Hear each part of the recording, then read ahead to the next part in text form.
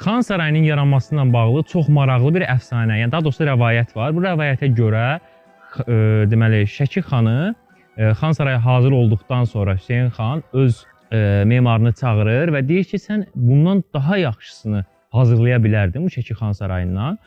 Memar da baxır və deyir ki, daha böyük bütçəli pul verilsə daha yaxşısını hazırlayıram. Böyük ehtimal burada acgözlülük daha çox pul qazanmaq istəyirmiş.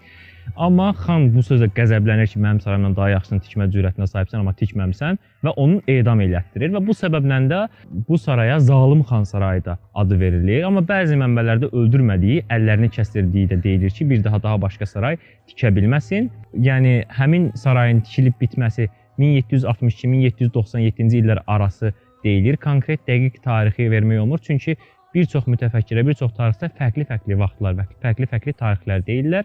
Amma nəticədə memar ölsə də, Zalım xan sarayı adlansa da